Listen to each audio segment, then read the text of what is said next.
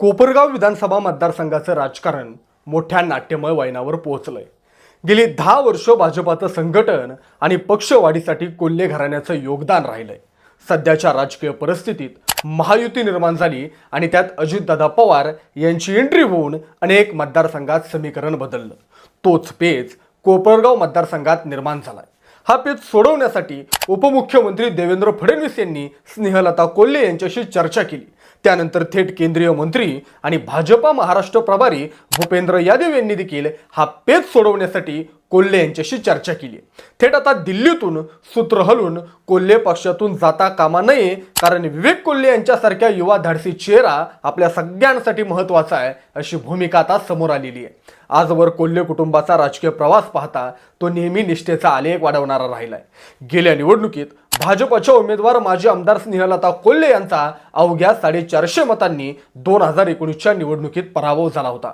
मात्र कोल्हे त्यानंतरही सक्रिय राहिली, पक्षाचा विस्तार करण्यात आपलं योगदान सुरू ठेवलं। काही कालावधीपूर्वी झालेल्या राजकीय समीकरणात सध्या अजितदादा गटाचे आशुतोष काळे येथे आमदार आहेत। या जागेवर आता 2024ला काय घडणार याकडे सर्वांच्या नजरा आहेत। मात्र खरी चर्चा सुरू आहे ती विवेक कोल्हे या नावाची। आपल्या धाडसी शैलीनं महाराष्ट्रात ओळख निर्माण केलेले विवेक कोल्हे हे एक आश्वासक युवा चेहरा म्हणून आपली छाप टाकण्यात यशस्वी झालेत। कमी वयात सहकार, कृषी, पाणी, राजकारण, समाजकारण, शिक्षण, औद्योगिक क्षेत्र अशा विविध पातळीवर अपाट अभ्यासानं दूरदृष्टीची पारख त्यांनी करून दिली आहे। तसेच सध्या राज्यात सहकाराला पुढे घेऊन जाणारं घराणं हे भाजपच्या गोटात मोजकं आहे।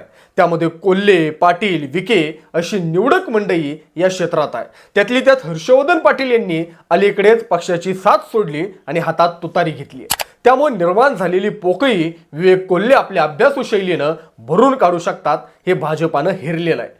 कोल्हे घराणं हे कोपरगाव पुरतं मर्यादित नसून माजी मंत्री स्वर्गीय शंकरराव कोल्हे यांचा दबदबा राज्याच्या राजकारणात होता। VSIN, HEC सारख्या अनेक सहकारी संस्थांचं जाळं उभं करून रयत सारखी संस्था विस्तार करून राज्याच्या प्रगतीला दिशा देण्यात कोल्हे कुटुंबियांचं योगदान राहिलंय। यासह संजीवनी उद्योग समूह आणि संलग्न संस्था यांचं भरीव कार्य आहे। स्वर्गीय शंकरराव कोल्हे यांनी जपलेला कार्यकर्त्यांचा गोतावळा विवेक कोल्हे यांनी नवचेतना देऊन सक्रिय केला। राजकीय घराण्याचा वारसा म्हणून शांत न राहता थेट जनतेत जाऊन अनेकांच्या मनात भैया नावानं आपली वेगळी ओळख विवेक कोल्हे यांनी निर्माण केली। ज्येष्ठांपासून ते युवकांपर्यंत सर्वांना विवेक भैया कामाचा माणूस आणि मित्र हक्काचा बनलेत। सामाजिक कार्यातून सुरू केलेली सेवा हाच धर्माची पावती त्यांना राजकीय वाटचालीत देखील मिळाली। आजोबांनी जपलेल्या संस्थेतील एक म्हणजे गणेश कारखान्याची निवडणूक लक्षवेधी करून विवेक कोल्हे हे नाव राज्याच्या राजकारणात एक धाडसी युवा नेता म्हणून प्रकर्षानं समोर आलं। संघर्ष आणि जिद्द मुशीत घेऊन पेटलेला हा निकारा शिक्षक मतदारसंघात आपली धग सर्वांना सिद्ध करून दाखवणारा ठरला। अपक्ष रिंगणात राहून अवघ्या 25 दिवसात दुसऱ्या क्रमांकाची मतं घेत युती आघाडीच्या उमेदवारांना चक्रावून त्यांनी सोडलं। आपल्या उत्तम निवडणूक कौशल्यानं महाविकास आघाडीच्या उमेदवारापेक्षा जास्त मताधिक्य घेऊन 5 जिल्ह्यात यंत्रणा उभारून विवेक कोल्हे यांनी निवडणूक कौशल्याची दखल सर्वांना घ्यायला भाग पाडलं। एकटा युवक अनेकांच्या संघर्षात एकटा लढून ठामपणे उभा राहिला। यामुळे सर्वच पक्षांचं लक्ष आपल्याकडे वेधून घेण्यात विवेक कोल्हे यशस्वी झाले।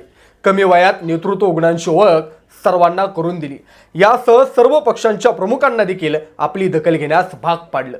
कोल्हे म्हणजे केवळ कोपरगाव नाही, तर सभोवताली असणारे वैजापूर, येवला, सिन्नर, निफाड, राहाता, श्रीरामपूर इकडेही कोल्हे यांना मानणारा स्वतंत्र वर्ग आहे।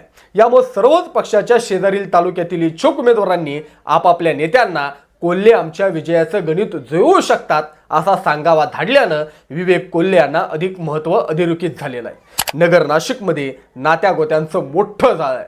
शिवाय आता 5ही जिल्ह्यात आपली सुप्त यंत्रणा कोल्हे यांनी ऍक्टिव्ह केलेली आहे। यामुळे कोपरगावसह इतर ठिकाणी देखील कोल्हे यांचं महत्त्व भाजपच्या दिल्लीतील नेतृत्वाला देखील निदर्शनास आलंय। त्यामुळे त्यांची दखल घेऊन कोल्हे महत्त्वाचे आहेत, त्यांना विश्वासात घेऊन योग्य तो मार्ग काढण्याचे आणि या प्रक्रियेत आपण स्वतः लक्ष घालत असल्याचे संकेत दिल्याने राज्यातील घडामोडींना वेग आलाय। विवेक कोल्हे यांना सर्वच पक्षात आग्रह आणि उमेदवारीची हमी आहे। यामुळे सुरू असलेल्या घडामोडी पाहता विवेक कोल्हे यांच्या मातोश्री स्नेहलता कोल्हे यांना देवेंद्र फडणवीस यांनी चर्चेसाठी बोलवलं व वेगळा काही निर्णय न घेता पक्षातच राहण्याचा आग्रह धरला। त्यानंतर एक बातमी प्रसिद्ध झाली ज्यात विवेक कोल्हे यांना थेट दिल्लीत पाठवण्याचे संकेत देण्यात आले आहेत। राज्यसभा देत कोल्हे यांचे राजकीय पुनर्वसन करत एक आश्वासक युवा नेता भाजपचे प्रतिनिधित्व कसे करणार याकडे उभ्या महाराष्ट्राचं लक्ष लागलेलं आहे। धन्यवाद।